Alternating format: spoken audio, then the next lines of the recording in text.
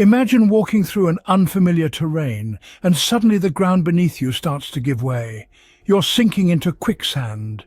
This deceptive natural phenomenon may appear solid, but it's anything but.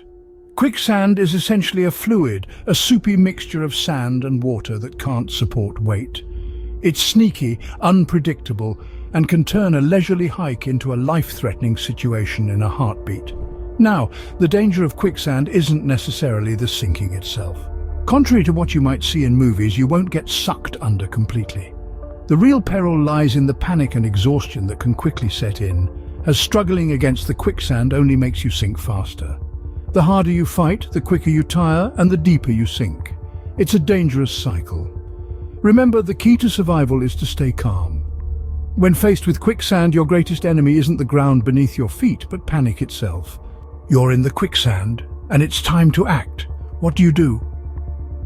First and foremost, don't move abruptly. Sudden movements can agitate the quicksand, making it act more like a liquid and increasing the speed at which you sink. Instead, try to move slowly and deliberately. It's counterintuitive, I know, but trust me on this one. Next, you want to shed any excess weight. Heavy items or bags can drag you down faster, so unburden yourself. If you're wearing a backpack, let it go. It's a sacrifice, but it's one that could potentially save your life. Now, look around for any solid objects. A tree branch, a rock, anything that's not sinking like you are. If you can reach it, grab it. It will provide some stability and could prevent you from sinking further. But remember, don't make any sudden movements. Slow and steady is the key here. If you're not alone, now's the time to work together. Grab your companion's hand. If you can reach a solid object, put as much of your weight on it as possible. This helps distribute your weight, slowing down the sinking process. Remember that quicksand behaves like a non-Newtonian fluid. This means that applying sudden stress, such as rapid movements, makes it behave more like a solid, trapping you further. But if you move slowly, it behaves more like a liquid, allowing you to pull yourself out. So, don't be quick to struggle or make abrupt movements, and don't worry about sinking completely. Humans can float in quicksand because the human body is less dense than quicksand. So don't let fear paralyze you. Just remember, your first priority is to slow down the sinking. Don't try to pull yourself out just yet. That's a battle for later. Right now, focus on staying calm, moving slowly, and distributing your weight. These initial steps can slow down your sinking and give you a fighting chance. But remember, this is just the beginning. There are more steps to follow, and we'll tackle those next. Until then, stay calm, stay focused, and remember, you have the tools to survive this. Now that you've stabilized yourself, it's time to escape. Let's begin with leaning back. By leaning backward, you're increasing your surface area. It's a bit like a boat in water. The larger the base, the harder it is for you to sink deeper into the quicksand.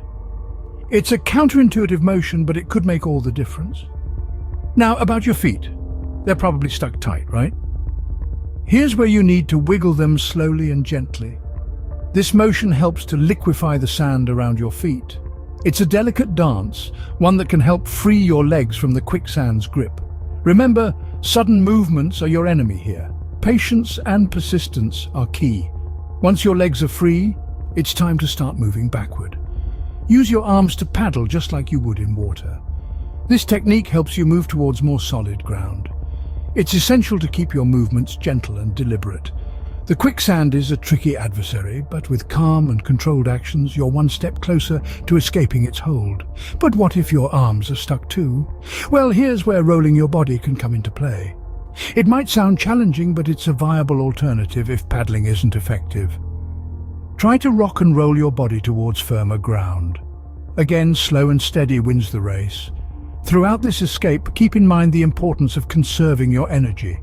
It's easy to fall into a state of panic, but remember, every movement needs to be calculated and controlled. This isn't a sprint, it's a marathon, and if you're wondering when to call for help, the answer is as soon as possible. If you have a phone with you, use it. If not, shout for assistance. Attracting attention might be your best chance of a quick rescue. With these steps, you're moving closer to safety. Remember, surviving quicksand is all about staying calm, making deliberate movements, and never giving up. You've got this. You've made it out, but the danger isn't over yet. Once you've freed yourself from the clutches of quicksand, it's time to call for help. Whether you have a phone or not, make some noise, attract attention. Staying buoyant is key, so position your body to float as much as possible.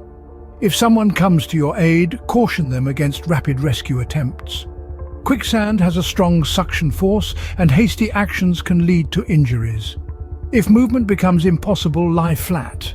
This reduces pressure on your muscles and organs, helping to prevent crush syndrome, a condition that can damage nerves and muscles. Now let's talk prevention. Before setting foot in unfamiliar terrains, educate yourself about the potential dangers, including quicksand. Knowledge is power, and it could be the difference between life and death.